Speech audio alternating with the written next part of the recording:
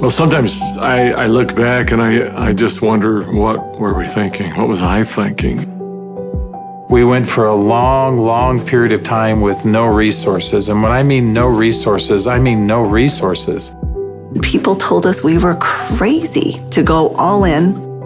Is this really going to work? I think some of the most beautiful things can emerge through trial and through difficult times. I had been a physician for a long period of time, and I'd had a patient who came to see me, and they would ask me, Dr. Hill, what do you think about the essential oils? And I made the mistake one time of saying, I think that's one of the craziest things I've ever heard. She looked me right in the eye and she said, I am so disappointed to hear that, because that's done more for me than you or any of your colleagues or anyone has ever done for me. And it intrigued me. And over time, I became more intrigued. I became involved with essential oils. And now for the last several decades, this is all that I have focused on and all that I have done. I remember when I first came into the essential oil industry, I thought they were voodoo oils. I thought they were really, really strange.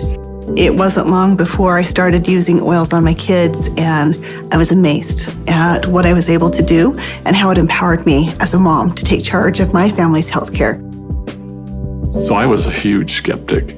Parents were educators. My father was a professor of physics. So I just wasn't raised with anything but allopathic Western medicine.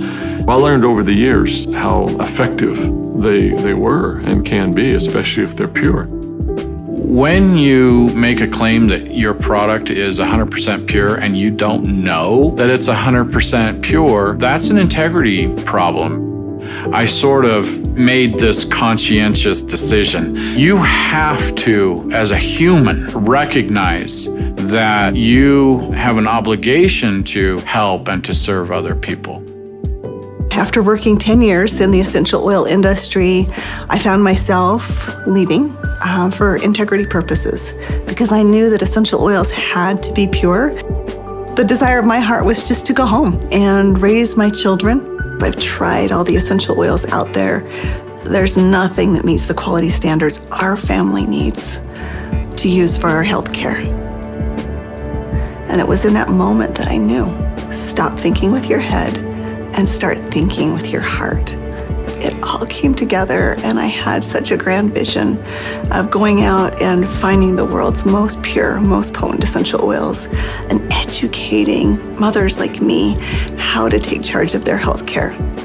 So it was in that moment before fear took over that I picked up the phone and I called Dave. And Emily Wright called me at the time and just said, what if we could go out and source the most pure essential oils on the planet and bring them to the world in a mainstream fashion? And he got really emotional. And Dave doesn't get emotional. And actually it was that right then and there. That was the genesis for me. And I just kind of felt strongly like, yeah, we're going to start a company. So I hung up the phone with Dave. I picked up the phone and I called Dr. Hill. And as I called him, I still remember he kind of giggled. And I said, Doc, this isn't funny. I'm serious about this. What if we could go out and find these pure oils like we've always wanted to do? And what if we could educate people to really understand the power behind these oils? And he said, no, Emily, I'm not laughing because I think your idea is crazy. I'm laughing because I was just getting ready to call you and ask you the very same question. It started with an initial little small meeting in an Italian restaurant. In the far corner, and we met for 5.5 hours until they finally kicked us out of the restaurant because we weren't buying food anymore. And we just started to dream. We would meet anywhere we could find some space to meet. And it was in some strange places. Of course, the basement of the Normal Library was one. We got too rambunctious and they finally kicked us out of the library. Sometimes it was in the basement of our homes. I remember not telling my kids, that I was unemployed and starting a new thing, but the dad was working on a project in the basement. As I did the business plan, I started to realize that this was going to be big. I just knew that with such a good team and product that had changed our lives, we felt like this was going to be significant. So as we began in the spring of 2008, that's when we had a massive falling out with the housing market in the United States. And there was a lot of panic and a lot of fear.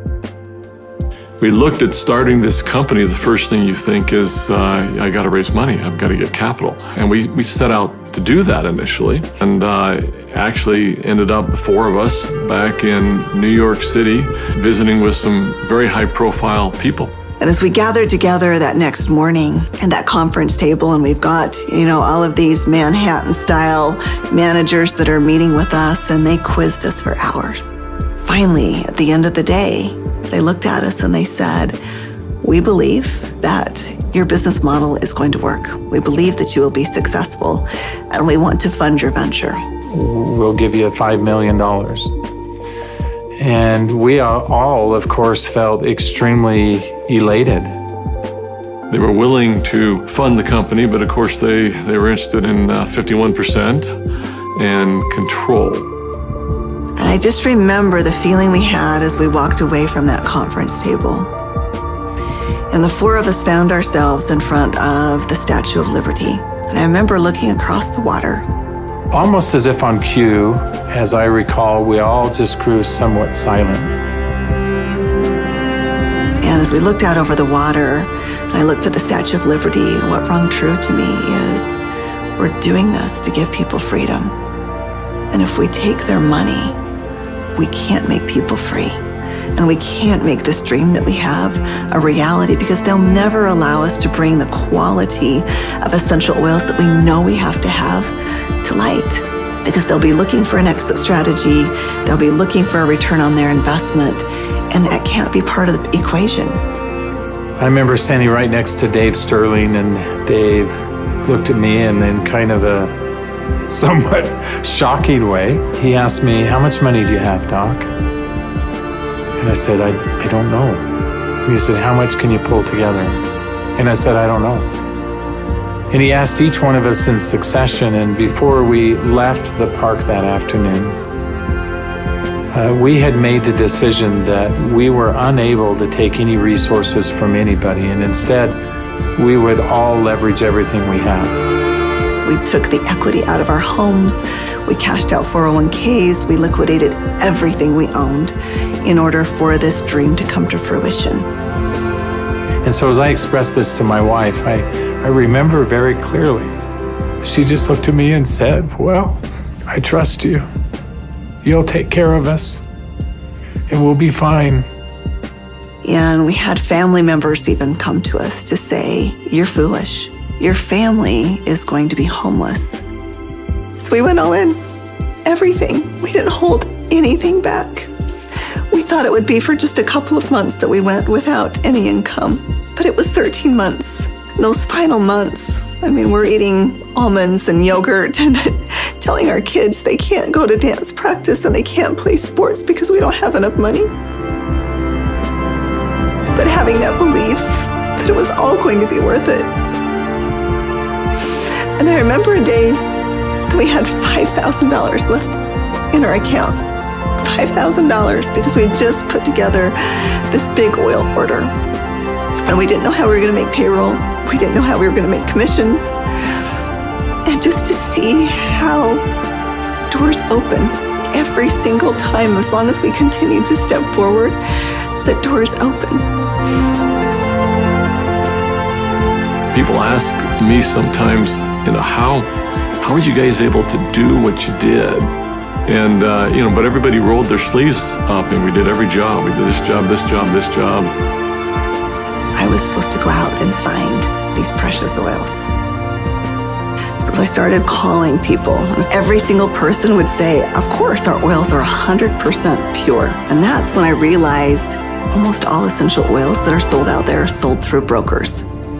These brokers were very smart people, often having very sophisticated labs, and the oils were almost always changed. Most were not pure, most were synthetically created.